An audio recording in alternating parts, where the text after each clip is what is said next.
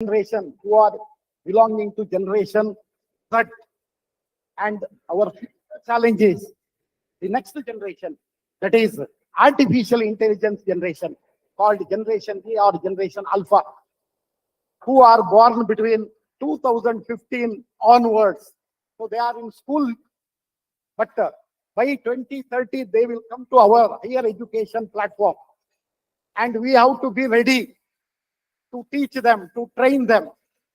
We should also develop ourselves to be co-learners, to be mentors to the next generation higher education stakeholders, that is students.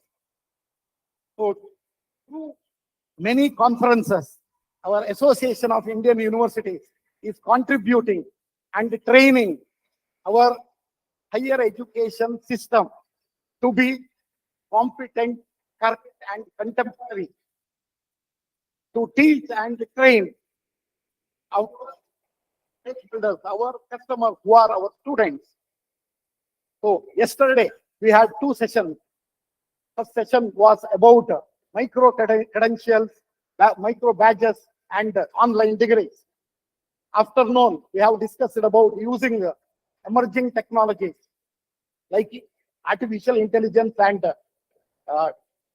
data information analytics. We were beating around the bush, but today we will enter to the bush. That is teaching and finding solution to solve our future problems.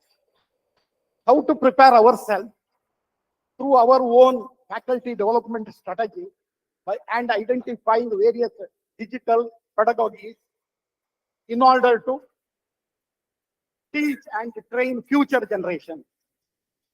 In this regard, three speakers.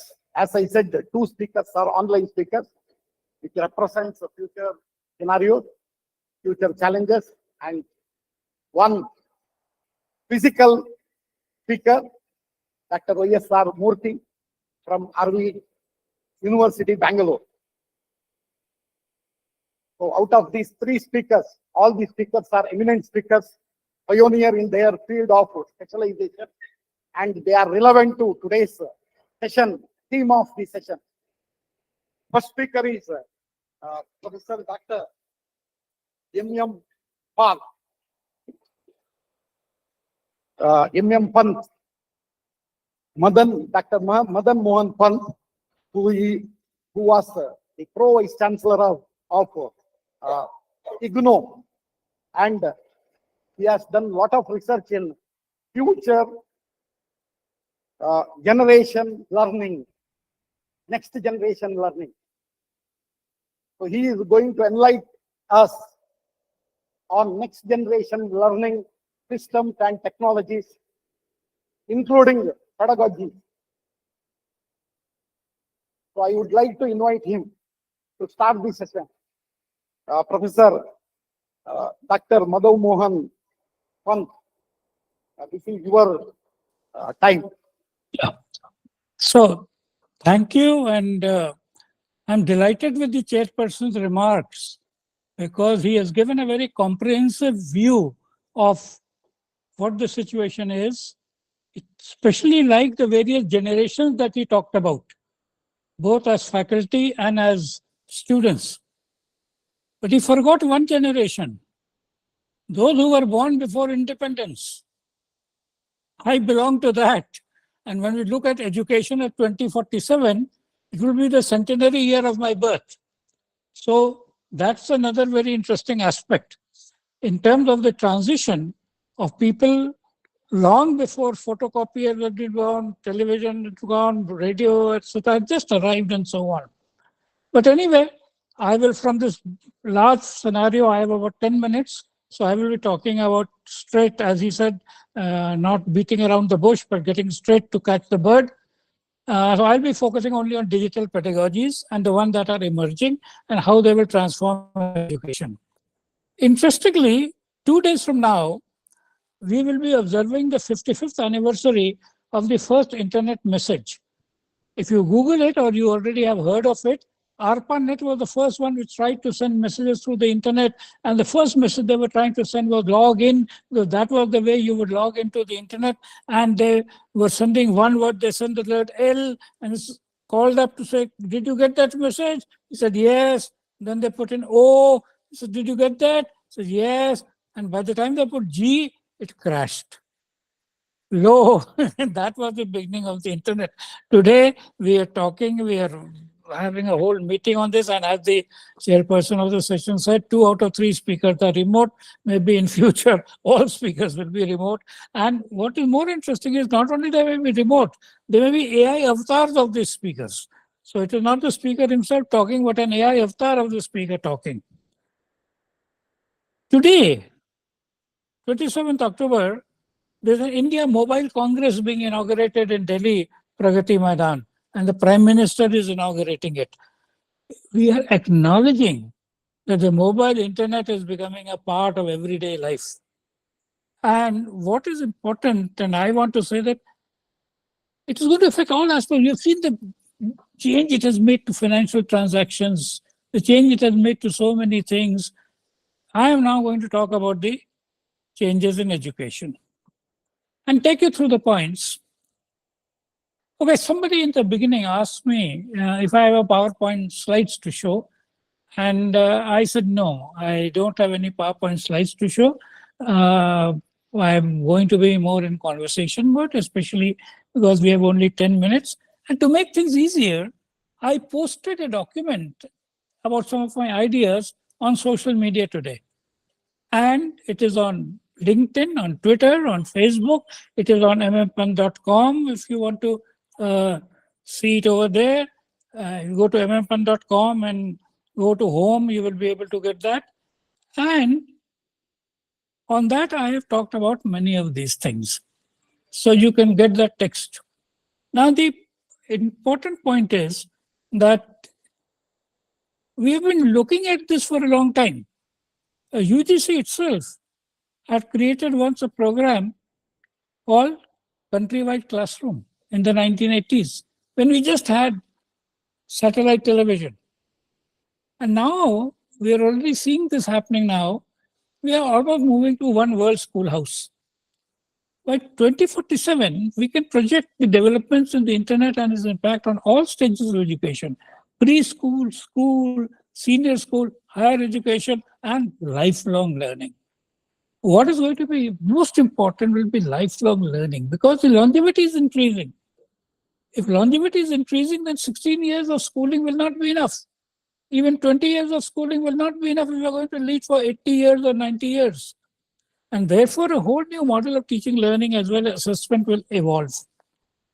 Let's begin with the traditional terms used in teaching learning. We say pedagogy, andragogy, heutagogy. We say pedagogy for teaching young children, andragogy for teaching adults, heutagogy for self-directed learners. What we are now seeing is the next level of things which has been the sought after goal of all education. So in fact, since many of you are educationists, you know that in 1984, Benjamin Bloom published a very famous paper called the 2 Sigma problem. What he said in that paper was, 1984, very concretely, he said the best teaching happens in a one-on-one situation. A curious student wanting to seek things, and an obliging teacher who's trying to do this thing, and therefore it's a person. And he says that as we increase the number of people in the classroom, the quality of interaction decreases. In fact, Mike Sharple that put it even mathematically. He says, just like in a network, he says it decreases as 1 upon n. And that is why we have class sizes of small numbers, and repeat that.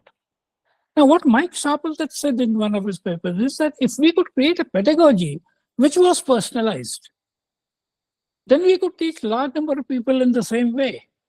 And this is where we are headed to. The internet as a communication medium, the AI as a personalization medium is moving us towards teaching to a class of 1 with as many students as they are. And I also want to refer, because this may have gone unnoticed by many of you, to work of somebody called Carl Wieman. Carl Wieman won the Nobel Prize in Physics for the year 2001 for his experimental work on Bose-Einstein condensation. But he also won the 2020 Eden Prize for Education, $4 million. And he has promoted a concept called active learning. He's an evangelist of active learning. And he says that listening to lectures is not a good thing at all, especially for STEM education. And very nicely, if you follow his thing, he says, I have not invented active learning. Good teachers have been using active learning in various ways throughout their time. Yeah, I am also not promoting one Wyman method of active learning. No, as long as your classroom situation, pedagogy, teaching, learning model involves not passive learners, but active learners, you're doing active learning. And now with the internet and so many other interventions, this is much more possible. And therefore, the teacher becomes more like a cognitive coach. You know, in the sports field, the coach doesn't give a lecture how to play football, how to play volleyball, how to play cricket, etc. The coach works with you to improve your skills in that. A cognitive coach will work with the students to improve their cognitive skills. And then, of course, they can keep on doing whatever they do. Now, there are so many things. We don't look at it because we have this idea of one thing for all, one nation, one thing, one thing. No, diversity is important. And Mike Sharples of UKOU initiated this about 10 years ago, and they have a project where they look at all innovative pedagogies. And from 10 years, they've been publishing a report every year on innovative pedagogy. So look at all the innovations, experiments that have been done during that year, and then analyze them, review them, and list 10 of them which they think are likely to go further. So now from 2012 to 2023, we have a set of reports, each report having 10 ideas about innovative pedagogies. And why this is important is because the actual pedagogy that will work for you is something which will be adapted to your context, your learners, your resources, your this thing. It cannot be one size fits all. And the recent report of 2023 invokes a phrase called pedagogies using AI tools. So if you go straight to 2023 Innovative Pedagogies report from UKOU, you will get this. And obviously in this, you know, ChatGPT, its successors play a very important role. You can go through the other reports as well. And here are 10 topics which I've picked up from some of these that are interesting in terms of what we might call digital pedagogy. Macro-credentials has just been talked about, open badges has been talked about. So I want to list for you 10 pedagogies which during the last year have been identified in this research. In 2023, it is pedagogies using AI tools. In 2023, it is also podcasts as pedagogy. 2022 is watch parties as pedagogy. So you watch a lot of educational videos. You know, YouTube has a lot of videos. TED Talks have many videos. Watch party. 2021, using chatbots for learning, of which now you're seeing ChatGPT, etc. But and Alexa we have seen, Siri we have seen. So we can imagine a personal tutor with all students 24/6 to help them. And if you must know, Khan Academy has just created something called Khan Migo, which is like a personal tutor for every person. Blockchains for learning was talked about in 2016. Learning through social media was talked about in 2016. Flipped learning, which is an example of active learning, was done in 2004. MOOCs were talked about in 2013. Rhizomatic learning was talked about in 2012. So I've taken you through a number of pedagogies which are there, which are innovative, largely digital, and it's for you to explore them and see what works with you, what doesn't work with you. We should not blindly go about Finland model of education and implement it in everywhere. No. From these things, you will pick out what really works in your context.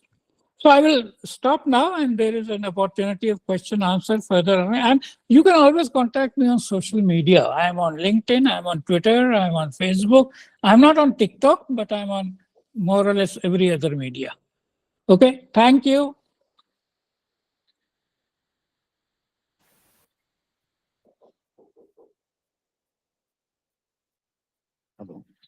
Thank you, Professor Madan Mohan Pantji. So you have enlightened us by giving the future generation technology and the tools which should be useful for our faculties as well as future generation learners to become graduated in this ever challenging society. Thank you, sir. The next part of the session is on digital pedagogies by Professor Y.S.R. Murthy, Vice Chancellor of RV University. He is a very famous personality and he is an innovator himself. So he will enlighten us.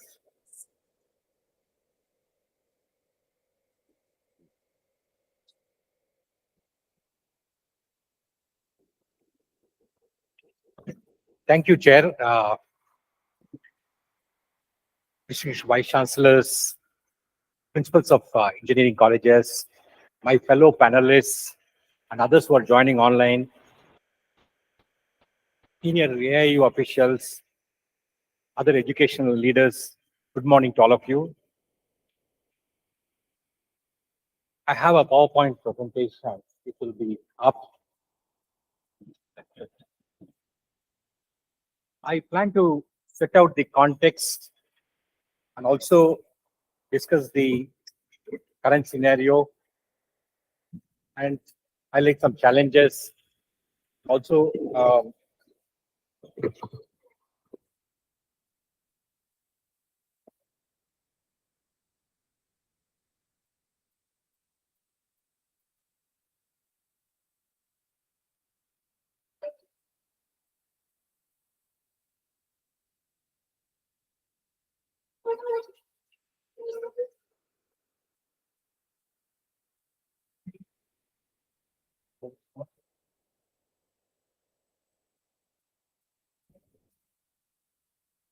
as I said, I will set out the context and also discuss some of the current challenges and suggest some imperatives.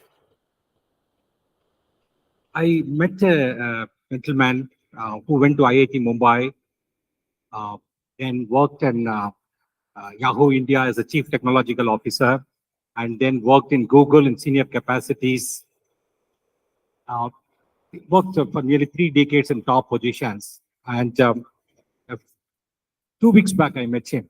And then he mentioned to me that the only skills that he remembers from his engineering days which are currently useful are 3 things. Can you guess what those are? One is English language skills, psychology that he learned, and sociology. All other things that he had learned a few decades had become obsolete. So we are living in such a situation where rapid technological developments are happening. There are disruptive technologies.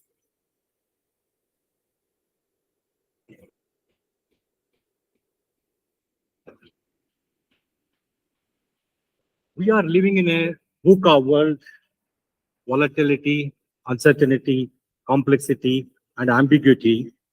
And as I mentioned, this example of Dr. Prasad Ram, who went to IIT Mumbai, as educational leaders, we all have a responsibility to prepare students for a future-ready students who are equipped with future-ready skills. In other words, we need to see that student careers are future-proof, and we also have the responsibility to produce a future-ready university. Yesterday, our chief guest, Dr. M.C. Sudhakar, Honorable Minister for Higher Education, mentioned that only 30% of our higher educational institutions are prepared for digital transformation.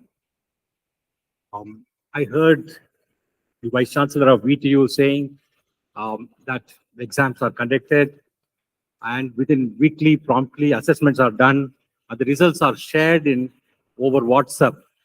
Not all institutions in India are in this situation. There are some islands of excellence, and but there are many others where a lot more needs to be done.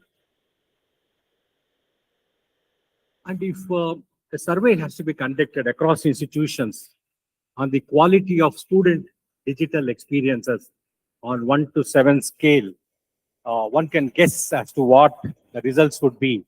Um, Today, we are dealing with Generation Z, who are tech savvy, who have smartphones, who have access to all the information in the world. But our infrastructure has not kept pace or are not fully equipped to meet with their expectations. Again, as the chair mentioned in his opening remarks, there's a lot more that needs to be done to bridge that gap. There's a lot that we need to do in terms of using digital technologies in teaching. And as the chief guest, Dr. MC Sudhakar mentioned, in the university student support services as well. Of course, we all use university management system, learning management system, etc., right from admissions to assessments. But we need to do more. Particularly yesterday, both Dr. Saji and Dr. Seshi Prabha mentioned about the use of AI in education. Here are some reflections. Are all faculty members equally respected? The answer is obviously no. There are some who are more respected, and there are several others whose teaching doesn't go well with the students. And what pedagogical innovations were adopted by them? How many FDPs have they undergone? And all these are interrelated questions. Have we understood our target audience well? Unless we understand the current generation, unless we talk in their lingo, unless we connect with them, we cannot be effective teachers. Professor Pant has referred to pedagogy or self-directed learners.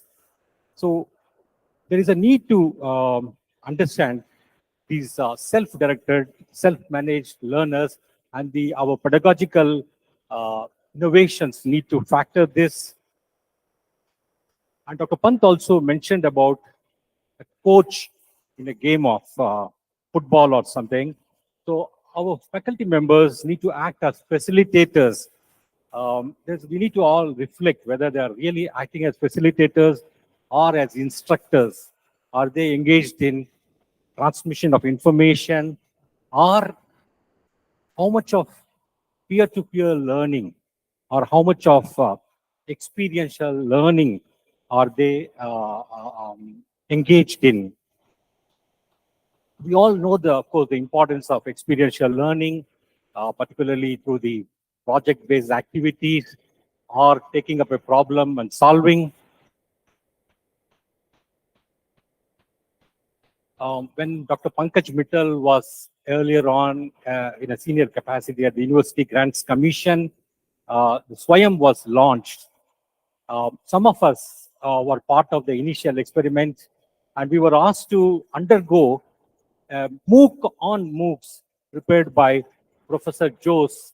All of us enrolled for that course, underwent that course, and successfully completed. And then before preparing our own respective MOOCs, and there was a 4-quadrant approach where there was a static content and a video content, self-assessment activities, and also references for further reading.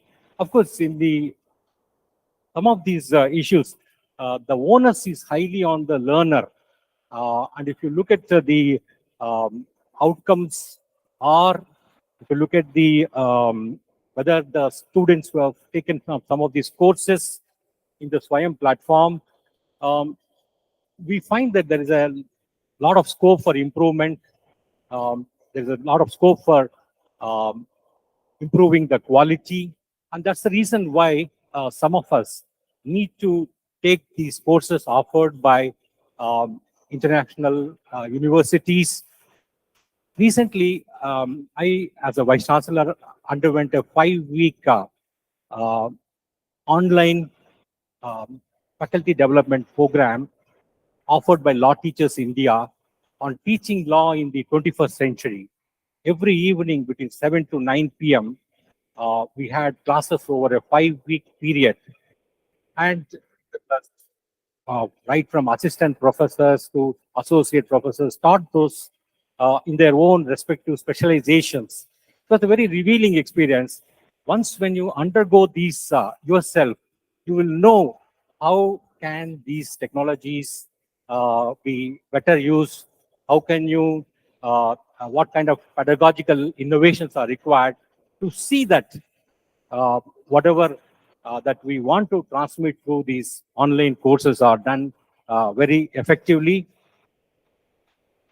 In our university, we have a faculty appraisal process where there's a certain weightage fixed for teaching. The teaching carries 40%, research carries another 30%, and then the remaining 30% is equally divided between what is called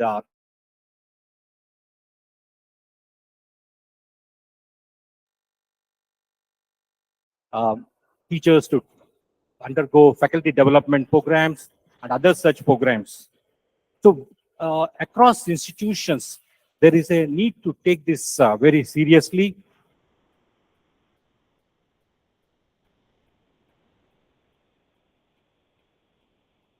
In our university, we have taken Coursera licenses. I was pleasantly surprised. We are currently in third year of our operations. Our faculty members have undertaken a number of courses on Coursera platform. And we not only opened it to our students, but also to our faculty members. They have taken very interesting courses, earned badges and certifications from IBM, Google, John Hopkins University, University of California, Davis, and others. But if you look at the participation of our faculty members, I wish it would have been more and it would have been better. The Coursera platform offers limitless learning, and it's very important to tap the potential offered by these platforms.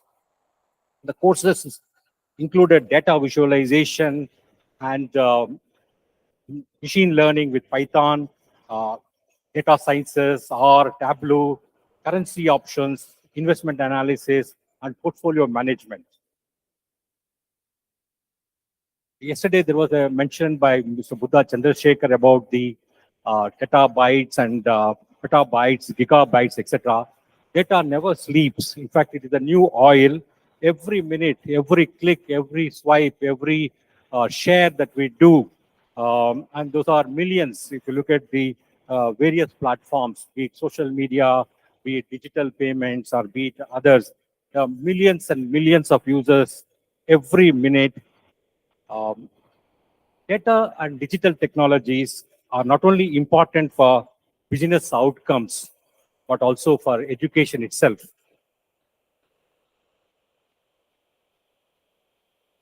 Yesterday, there was a very interesting session on AI for education. And then there was speakers talked about the need for new pedagogy. Professor Saji Gopinath mentioned about the use of AI for precision education and also scaling how we talked about from a traditional Gurukula with a few students, how with the use of AI one can scale it up for mass education. AI tools can also be used to enhance the student engagement. There's AI-enabled learning through digital texts and Research Rabbit. In fact, I told you about Dr. Prasad Ram, who worked with Google and also with Yahoo India, who established a new startup called Guru. He's trying to provide a navigation platform for students. When students undergo online and then they undertake tests. Some of the performances can be used, analyzed through artificial intelligence, and one can pick up those students who are struggling, and then one can give them personalized attention, one can engage with them. Just as when we have a cricket match in progress, you often find the win prediction that Australia has 42% of winning and India 58, and then it keeps changing. So here again in education, as the student joins and as the student goes through various assessments, one can use AI tools to find out the students who are lagging behind, and particularly the bottom 25%, and use that data and use that analysis for more personalized attention and for better educational outcomes. So that way we could identify students at risk of not graduating and intervene very effectively. And as Dr. Saji mentioned, that the pedagogy in while using AI will be multisensory and immersive, and will also involve the use of games and experimentation. The technology can not only be useful for teaching, learning, and research, but can be useful across a number of other areas, starting from mental health to placement to other university support services. Universities, of course, have a responsibility to inculcate life skills, which is again a part of our educational mission. In 2021, about 30,000 students in India committed suicide. They're very unfortunate at an average of 35 per day. It's a very serious thing as university leaders that we confront in our what we call daily lives. I met a senior education leader a couple of weeks back in Bangalore. She was running a university, and she said students who are troubled and who need to seek counseling services go and meet the counselor. But the counselor's physical position, the building, everybody knows, and the people come to know who is accessing the counseling services. Of course, if you maintain confidentiality of the person who is seeking, if you maintain the privacy of the person who is seeking counselor services, the chances of their coming forward are better. So in this case, in my earlier institution, that is OP Jindal Global University, Sonipat, we engaged an agency called yourdose.com, which provided online counseling services. Once, if it is a normal depression or a normal thing, they do some tele-counseling. And once it becomes a more serious matter, and if they perceive that a student is at a risk of committing suicide, they raise a red flag and alert the institution. Till that time, it is entirely purely confidential, and it has proved very popular with students. And in Bangalore, there is a happiness project, which again is a purely online, anonymous counseling services. So when we talk about technology, technology can be used for various student support services, including mental health. Having outlined the context and also the challenges and some possibilities, these are the imperatives keeping in view the future needs of blended learning, the digitization of libraries, training of teachers in online pedagogy. In fact, during COVID pandemic, everybody moved to online, and without, of course, first getting the teachers trained in the online pedagogy. In fact, it's a totally requires a new skill where how to keep the students motivated, how to ensure that students learn. And we all need to strengthen the IT infrastructure and there was a mention about the need for collaboration with industry. When you work with industry very closely, understand their requirements, our students will be better equipped with the right skills. So the universities can co-create and co-develop and co-deliver content in partnership with industry. For example, RV University tied up with a world's largest pure play data analytics firm called Mu Sigma and is offering a BSc program in decision sciences, where the curriculum has been prepared jointly and again taught jointly, and the students do industry internship with apprenticeship with Mu Sigma, at the end of which the students get absorbed in the industry. So we are also working with banks, financial institutions, and others in terms of equipping our BCom students, BBA students with the right skills. We need to reorient pedagogy to nurture critical thinking skills, lifelong learning, and curiosity, creativity, ability to synthesize, and be future ready. Our university has prepared graduate outcomes. We have got our vision, mission, and carefully prepared graduate outcomes. We need to constantly update our curriculum, update our pedagogy, update our assessment, so that these skills are there with the students who pass out of our universities. In a digital menu, human beings require more complex literacies. Particularly, yesterday also this was flagged. We need the 3 new literacies: technological, data, and human literacies, to enable us to interact with both people and machines.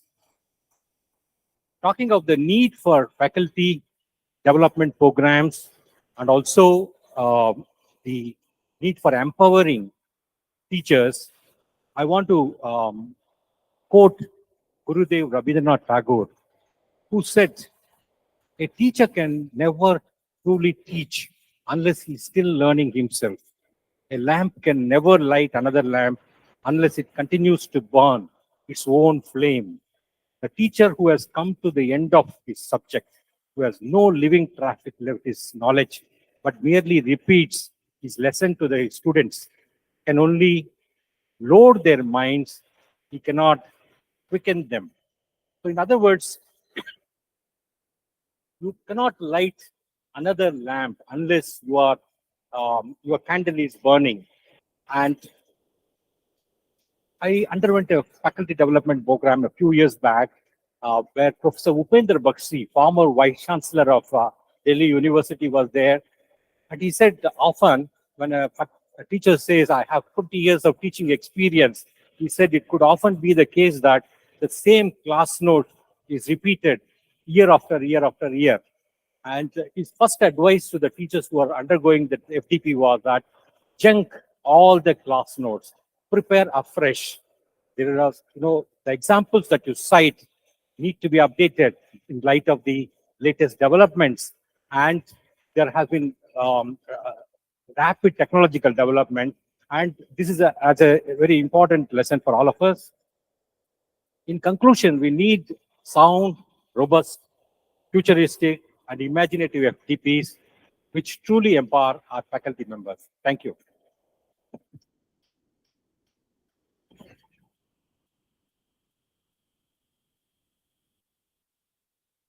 Thank you, Professor Y.S.R. Murthy, Vice Chancellor of RV University, Bangalore.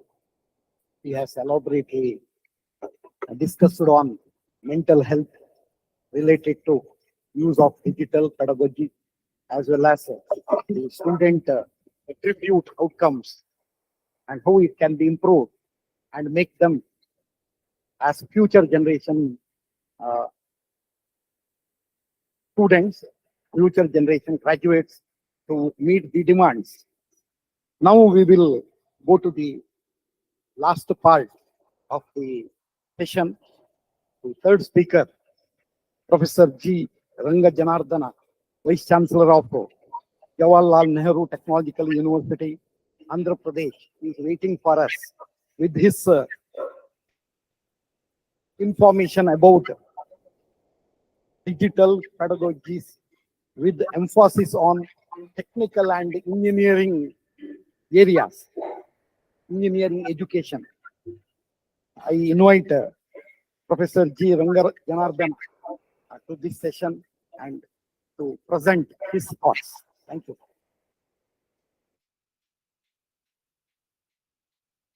Thank you, sir. Am I audible?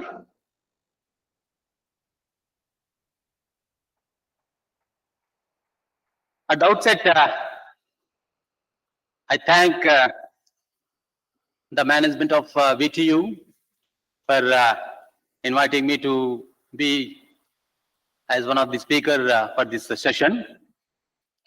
Professor G.D. Sharma, the president of AIU, Professor Pankaj Mittalji, Secretary General AIU, Professor Vidya Shankar, Vice Chancellor of VTU, the chairperson of today's session on faculty development and digital pedagogies, empowering educators, Professor Sri Ramana, and Professor M. Panji, panelist, and Professor Y.S. Murthy, and all the vice chancellors, the directors, principals, and the faculty of the VTU who have attended this session. So every one of us know the importance of the faculty development and the digital pedagogies that has to be implemented in higher educational institutions. And all these activities are mainly to focus on serving our the prime stakeholders, that is students. And in my talk, instead of giving what are the various concepts of digital pedagogies like bundle learning or flipped learning or gamification or mobile learning, and one more important factor in this digital learning is the social learning. So how best the students be made a part of learning system while interacting with the society. And all these faculty development programs or whatever the digital pedagogies which helps the faculty development to improve their teaching skills while using the technology for their improvement and become more efficient in 21st century classrooms. So in my talk, I'll be presenting through slides, and some of the slides are pertaining to the data. Instead of giving a theoretical one, I'm presenting here with the various initiatives taken by the government of Andhra Pradesh and the State Council of Higher Education and the university itself in implementing the various digital technologies for the benefit of the faculty and the students.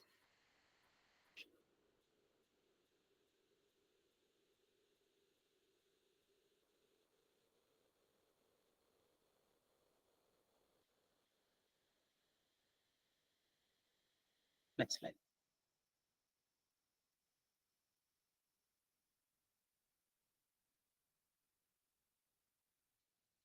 So Higher Education Council for Higher Education has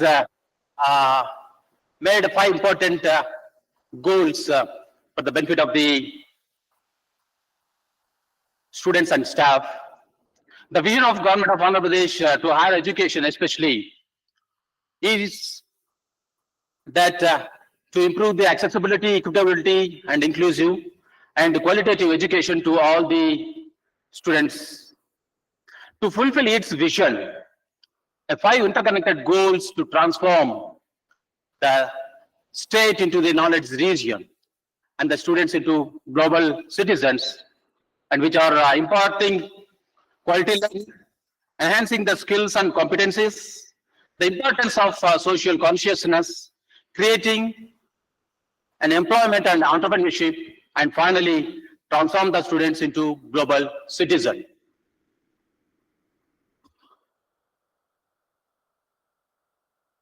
So this is just a data of the higher educational institutions in the state of Andhra Pradesh, total 53 universities and 2,601 colleges, nearly 19.8 lakh students, and out of which 10.5 lakhs of male students and 9.31 female students. And we need to concentrate on improving the gender parity index also in this context. Though the gender parity index is 0.94, we are trying hard to make it nearer to 1. And the people to student ratio is 19. And this is about the JNTU, which is spreading about the 9 districts of Rayalaseema and Nellore. This academic hierarchical structure wherein we have 5 constituent units. And the first unit, which was the College of Engineering, started in the year 1946. And the second one is Oil Technological Research Institute in the 1948. And the other 3 have added newly. And we have 133 private colleges attached to the university. And among these 38 autonomous and 23 institutions of various programs in their institutions are accredited by NBA. And 63 institutions are recognized by PF and 12B. And we have 22 BTech courses apart from B.Pharmacy and Pharmacy. And 55 specializations of the PG programs, in which 32 MTech specializations, 11 M.Pharmacy, 2 MSc, and 9 MBA and MCA. And regarding the strength of the academic profile of the JNTU Anantapuram, and 33 colleges and put together 1.7 lakh students, and nearly 13,000 students, teachers are working in affiliated colleges, and in which the male students are 1.202 lakhs and the female 71,000. So the gender parity index regarding the university is very low when compared with the state GPI. This reason is we are only the technical education institution, no other general education is involved. And major initiatives taken up by the State Council of Higher Education to improve the quality of education in the higher education institutions in the last 4 years is the quality assurance cell has been established. And the first time in India, in the country, a state has implemented from a higher education planning board, wherein all the universities in the state, all the centrally funded institutions like IITs, NIT, IIIT, AIU'S, and all the private institutions have made a part of this higher education planning board. Once in 3 months, all the vice chancellors and directors of the centrally funded institutions will be interacting with each other to exchange their success stories and to help the other institutions. And we made higher educational institutions in the state into 5 cluster groups, and each cluster group again will be interacting once in every month. As part of social responsibility on the students' community, we have started a board for community development through education. So wherein it helps the students to interact with the society and also helps the students to carry out the community service oriented activities.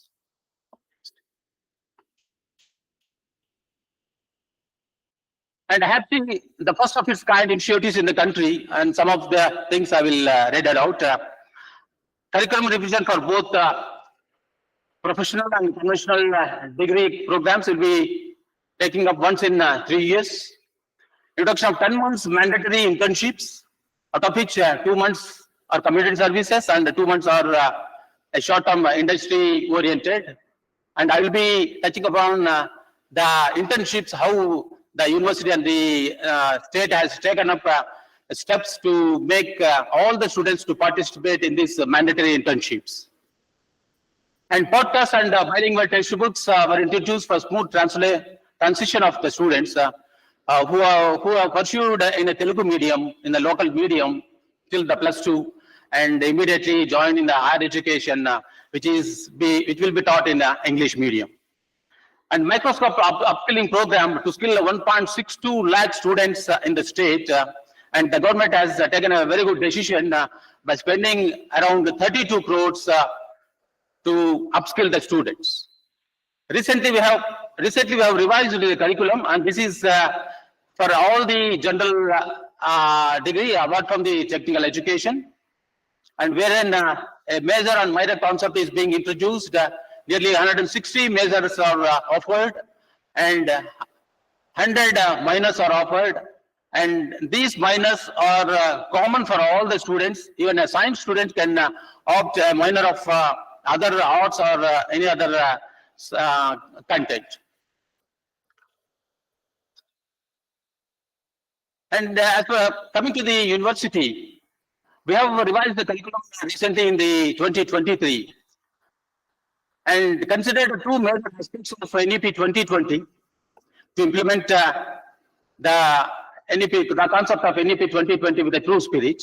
The first aims at flexible and broad-based curriculum comprising core component and also multidisciplinary component. And we have included certain courses which are skill-based and also value-based. And the flexibility is given to the students to choose any interdisciplinary courses among the pool of such interdisciplinary courses. 10 months mandatory internships in these 2 months for community service project during the summer vacation of second year, after second year, and 2 months internship after the third year during summer vacation, and the 6 months full semester internships in the last semester, that the 8th semester of the 4-year BTech course.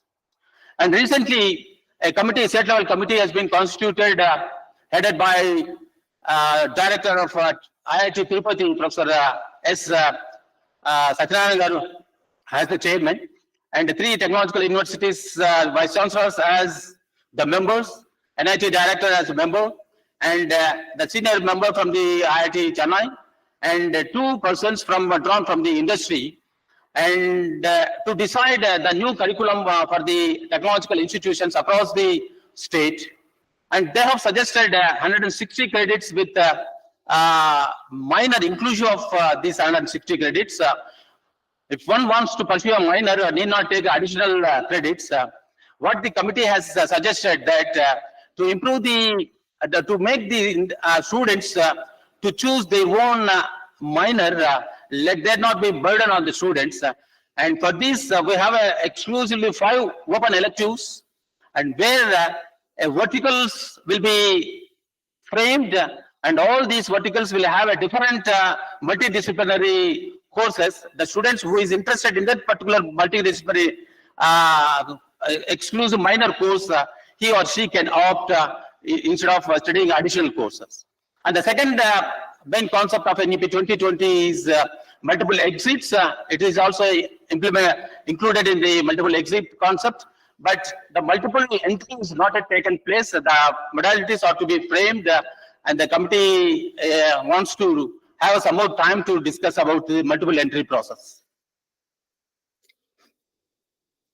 And this 10 months internship, it has become a very Herculean task for the university as well as for the government of Andhra Pradesh, because of such a huge number of the higher education students, nearly 19 lakh students are pursuing. And coming to the JNTU itself, we have nearly 1.7 lakh students, out of which 1/4 will be at the final year, and similarly 1/4 the third year, 1/4 will be at the second year. So at the second year, one has to pursue the community service projects, and the third year, mini internship, industry-oriented internship, and the final semester. The government has initiated and to constitute a committee at the state level, where the chief secretary is the chairman, and 12 principal secretaries or the department of various departments are the members, and they will suggest the various other bodies to provide the internships to the students. At the district level also, there is a committee headed by the district collector, and the registrar of the university and other main stakeholders or the members, and wherein they will identify the various facilities for the students to pursue the internships. And recently, the Andhra Pradesh State Council of Higher Education has taken up MOU with various industries, and a few of them have been listed in the slide. And the NASCOM Future Skills 1 lakh virtual internships, Salesforce 70,000 virtual internships, EduSkills 75,000 virtual internships, Employment Express 20,000, Microsoft 1 lakh virtual internships, and BSNL 1,650 internships. And APSI has initiated several steps to provide online education, and these are the various tasks that the APSI is implementing, developing a LMS exclusively for the higher education pursuing in the state, planning to initiate ODN programs and MOOCs in vernacular languages, and also e-content in vernacular languages, and audio content is already developed. Establish a digital library in nearly 15,000 villages across the state, establishing the remote learning centers and providing tablet to each and every eligible student of the state of Andhra Pradesh. And we have a provision for technology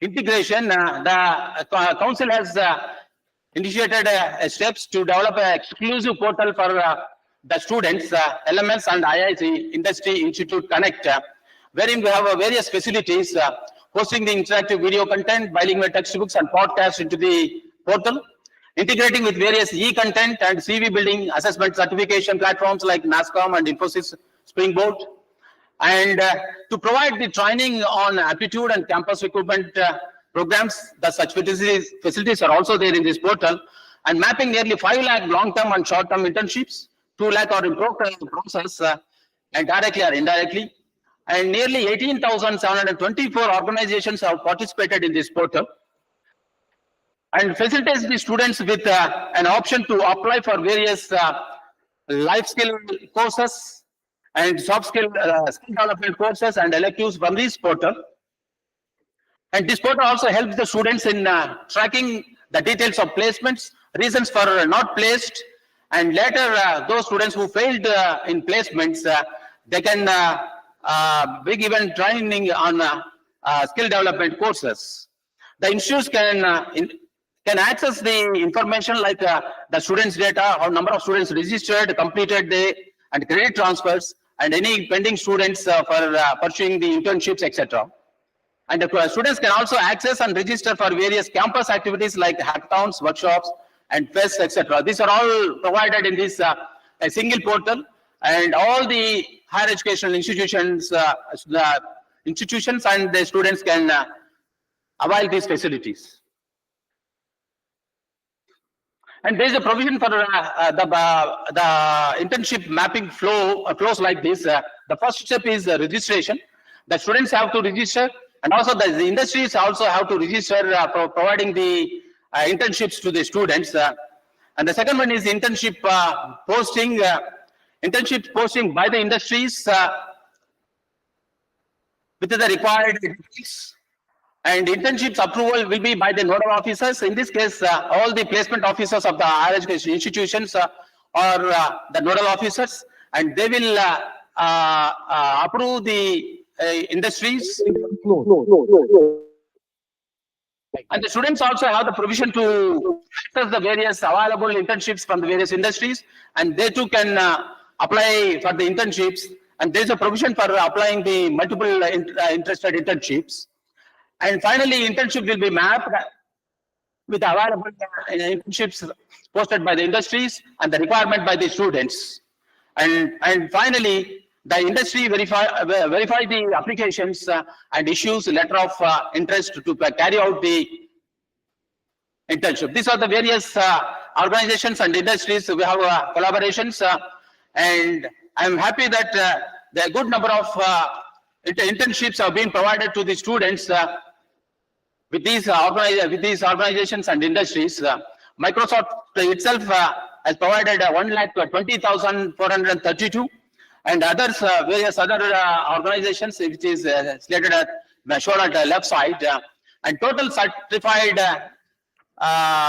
with good internships for all the students is around 2.3 lakhs.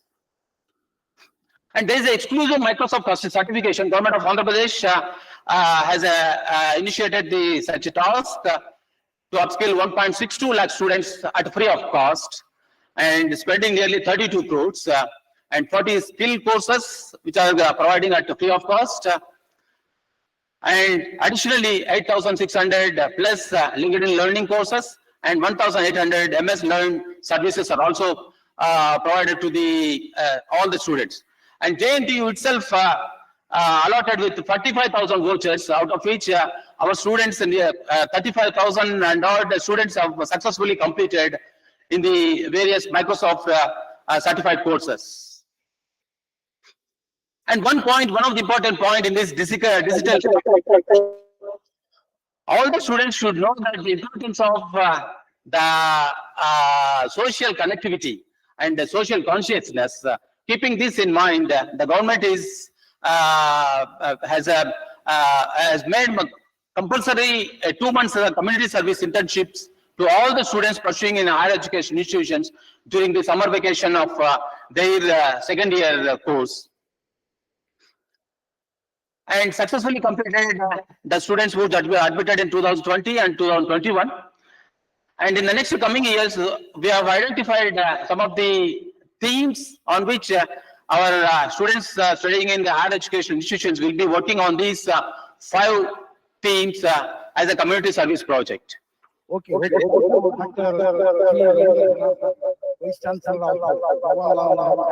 Yeah. So your speech is little diverted from the theme. You have given information about your achievements of your university, and then initially I told you the two points. One is on internships, and the second one is on community service. I'll try to generalize it to the global performance. Thank you, sir. Thank you. Right, sir. Right. Good. So, right, sir. Thank you very much. This session, I have to try it 2-3 minutes. Yes, sir.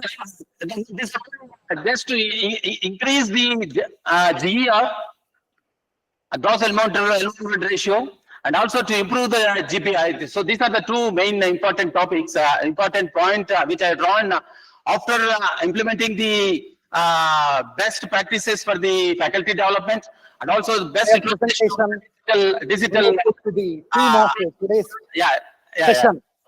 So today's session theme has 3 parts. Yes. As envisioned by Dr. Pankaj Mittalji and her team. The first part is faculty or educators empowerment. So how to empower the educators?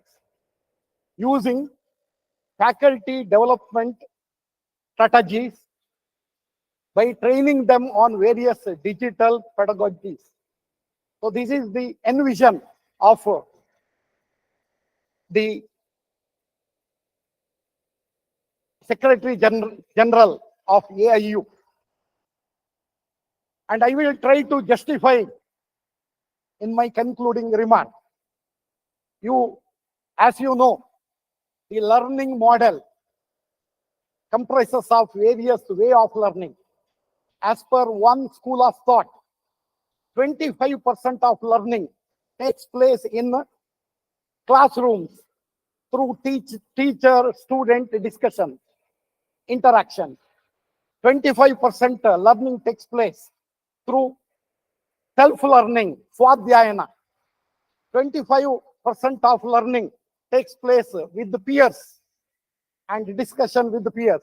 And remaining 25% of learning takes place through interaction with the society and communities.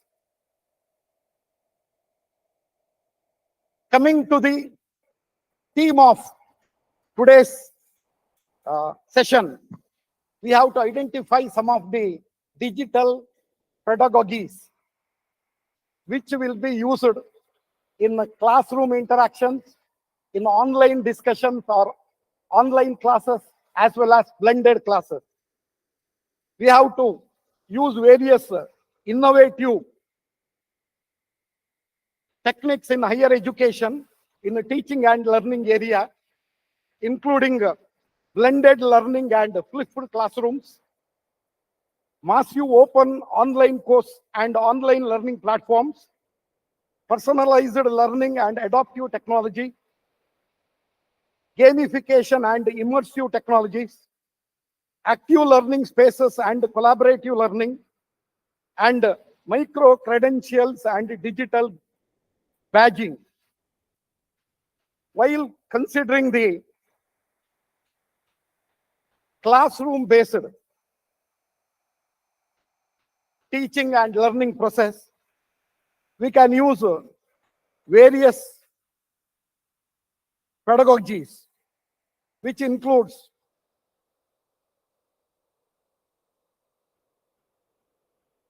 different digital pedagogies for teaching in classrooms, includes flipped classroom, blended learning, online discussions and forums, collaborative online projects, gamification, virtual labs and simulations, personalized learning platforms, augmented reality and virtual reality based representations, interactive multimedia content, peer assessment and feedback, social media integration, peer teaching and etc. Coming to the faculty development strategies, which involve workshops and seminars, mentoring programs, peer observation and feedback, communities of practice, online learning and webinars, innovative teaching grants, teaching portfolios, inclusive teaching workshops, international collaborations and exchanges, etc. So I mentioned this because I expected these strategies and pedagogies in various invited speeches, but some way they did not give this information, so I mentioned them. Now coming to the objective of higher education, how we plan, how we should plan to improve our education system to be effective and to be competent and to be goal seeker, goal reacher by 2047 is by identifying ideal education system. We always, while doing research, we always identify what is the current status, what is the ideal status, and then we will try to find desired status. So ideal status identification is one of the challenges in research, especially in the education system. So we studied ideal gas, characteristics of ideal gas in high school days, then characteristics of ideal amplifier, ideal transistor in electronics, then ideal engine, Carnot engine in again high school days, then ideal education system, ideal technology, ideal computers, etc. So what should be the ideal graduate attributes is our challenge. So if we can identify the ideal graduates attributes, then we can plan the strategies as well as how to use technologies and pedagogies in order to fulfill this target of creating ideal graduates. So ideal graduates should be resemble with ideal human beings. So we should create ideal human beings in the name of ideal graduates. That is our goal. So what are the attributes or characteristics of an ideal human being? We can simulate it by knowing the characteristics of God God is an ideal human being as per many religion, and God is nothing but nature according to science. So science says nature is God. So what are the attributes of God which we can envision in human beings or in ideal graduates? According to me, there are 4 attributes for God. One is omnipresence. Omnipresence means ubiquitous. God is ubiquitous. Now, our human beings also should be ubiquitous using technology. That is the goal of higher education. The second attribute is God is omniscience, means he knows everything. Omni-knowledge, knowledgeable person. So our higher education's objective is also making omniscience everyone. The third objective of third attribute of the God is omnipotent. So God is omnipotent. He has huge power. So we should also, using technology, support our human beings with the huge power, electric power, by converting all stars and sun's power into electrical power by using technology. The fourth attribute of God is immortality. God is forever, no death.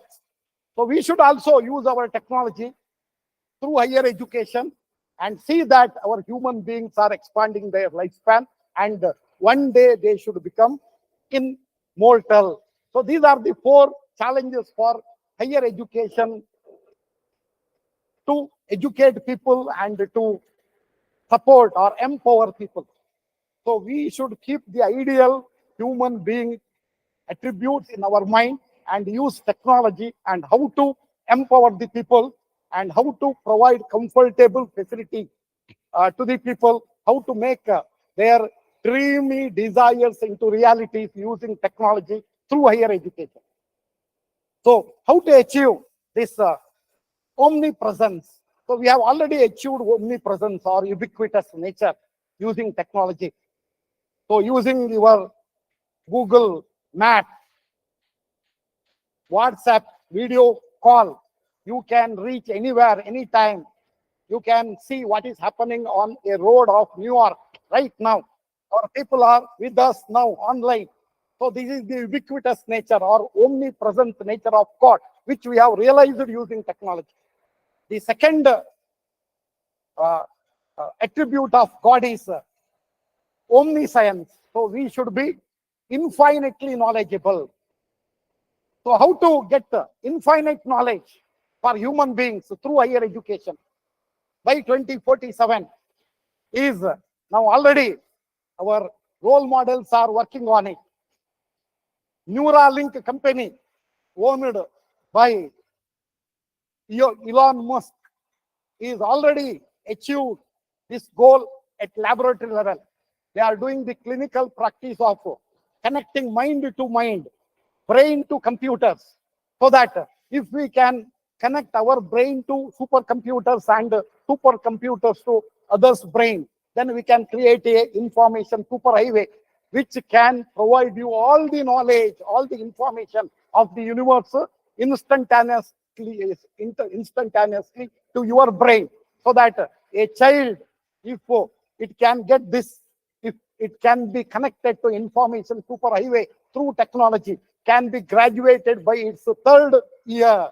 So as per Elon Musk or Neuralink, they are developing a small chip which can be implanted in your head, backside of head, and your brain can be connected to others' brain and other computers, so that we can be also like God, omniscience.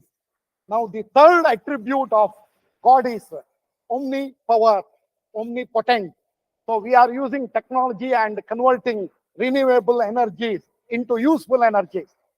So we are going to get a huge amount of electrical power through solar energy or other type of renewable energies, which will make them like God, infinite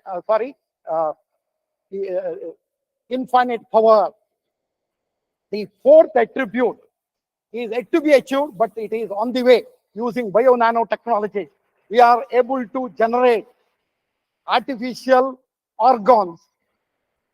We are able to generate organs in our body.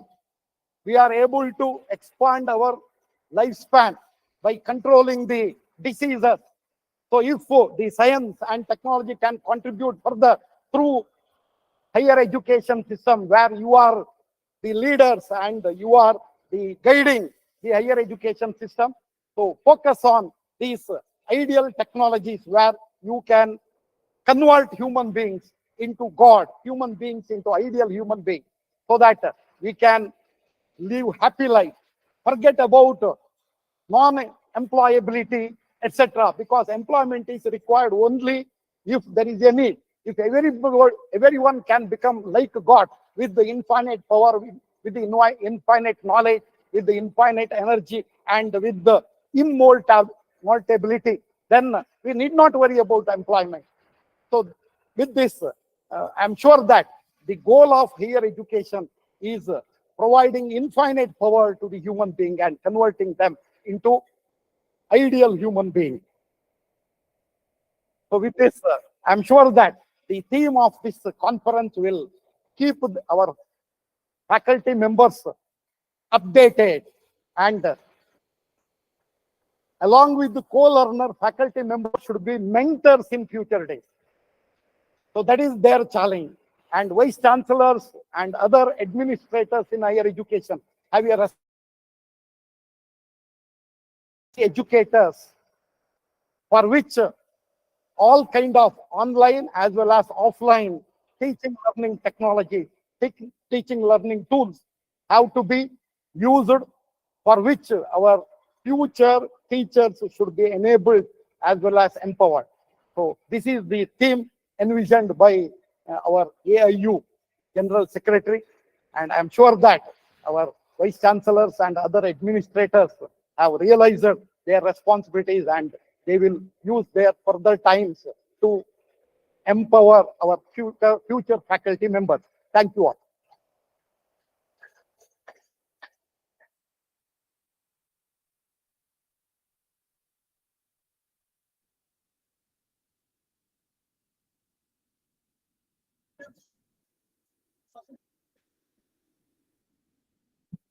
Otherwise, anyway, we have a model of collecting the questions using Google form. Namaste, I'm Dr. Lingegowda from Sri Siddhartha Academy of Higher Education, Tumkur. This is with Professor Murthy. Sir, when you mentioned every day around 35 students are committing suicide in India, which is very significant. This is high time AIU should act on this. Having come from medical background, I'm sure you can use the services of either NIMADS or every district hospital is provided with a psychiatrist or a psychologist. Especially the mentors should take the initial role. And because of the stress, every day it is being changed, students are suffering. And unlike everybody, in fact, I'm sorry to say that just 20 hours back, we lost one young girl in our college committing suicide, just hanging in the college. Just imagine the situation of the family from the rural background. So in this regard, I request the AIE to put forward, take this forward seriously. Thank you. I think you have answered.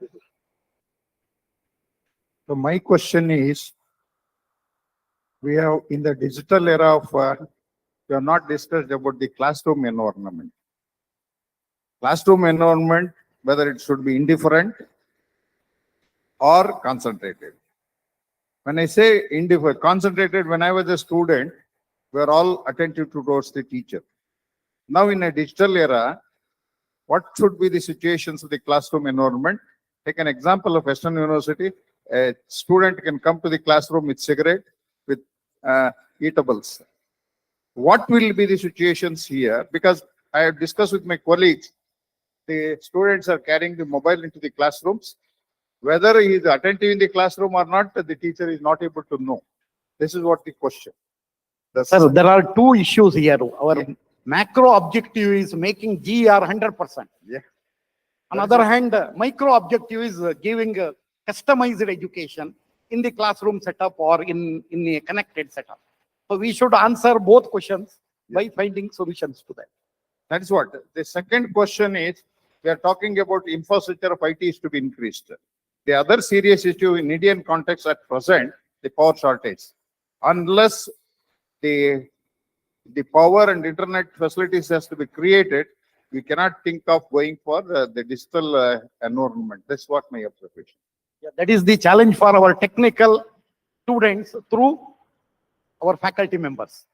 So engineers should think about it, how to provide infinite energy to everyone without any destruction.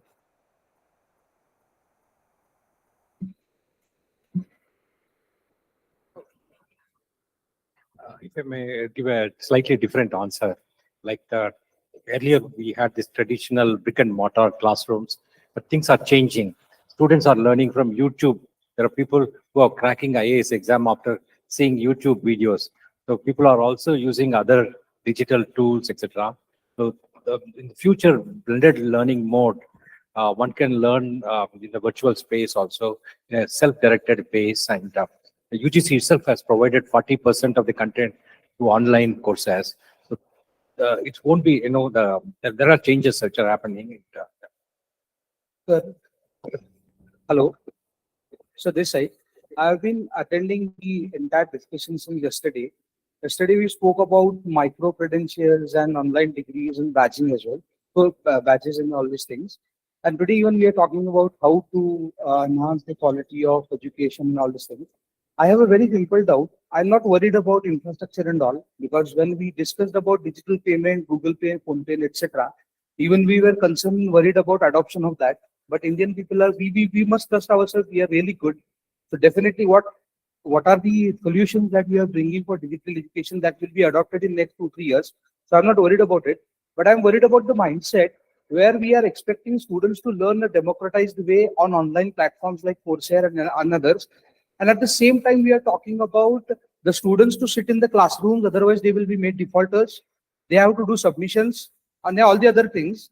And to be very honest with you, as sir rightly said, we are not talking about students' mental health. If he is getting 24 hours, 6 hours is college, 6 hours we want to him get more and more skills to get employable.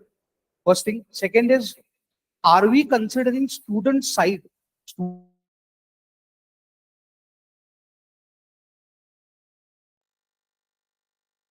Unfortunately, I do not find a voice from student side, what they are expecting, what they really want. They really want this digital education to help them, to assist them in which direction they want to go. Because we cannot just force a strategy, a module, a regulatory thing, and we would tell our youths to follow that particular thing. So I have two questions to this. One is, are we also going to change the traditional mindset of running the institutions the way these things are we are expecting? And second is, are we taking students as well into all these discussions and consideration? Do we have a student representation into all these things? This question is not related to only this particular session, but overall, I'm expecting answer from you. Thank you so much, sir. NEP 2020 clearly says that the entire higher education system should be student-centered. So whatever the decisions required to make this system student-centered have to be taken and should be followed.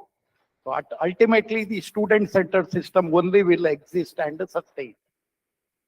The second one is learning is possible through online from any corner of the world. We may need only one university in future days, a digital university for the entire world. But evaluation of the competency of a graduate should be done through universities, through qualified faculty members, which is a challenge. Evaluation of competency is a challenge than learning any skills and knowledge which is available everywhere through artificial intelligence and other technologies. See, you raised a very important point.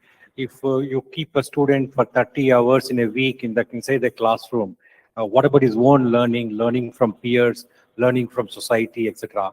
So regulators need to rethink on some of these issues, particularly AICTE or even Bar Council of India, when they prescribe such ridiculous norms.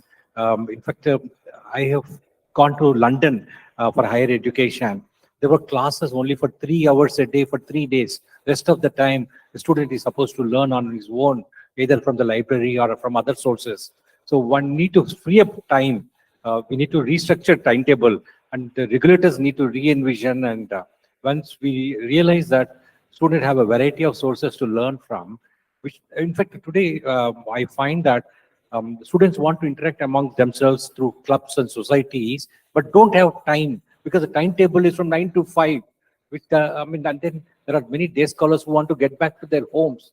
So regulators need to rethink on this. How can we free up time for students to have interaction amongst themselves, and everything need not be in the classroom itself.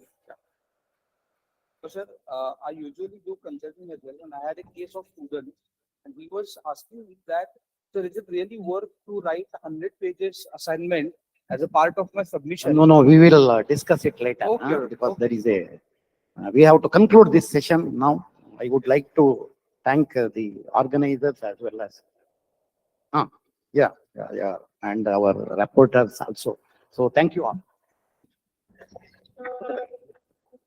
Thank you. This was indeed a fruitful session. On behalf of AIU and VTU, we have wholeheartedly thank the chair, Professor P. Ramana Aital, the speakers, Professor P. M. Pant, Professor Y.S.R. Murthy, Professor G. Ranga Janardana, and also our rapporteurs, Dr. B.R. Patagundi and Dr. J. Shivkumar. So before going to the next section, we have 3 short talks by the industry. Starting with the first one, Mr. Sunil Kumar, Alphonse Technology, Bangalore.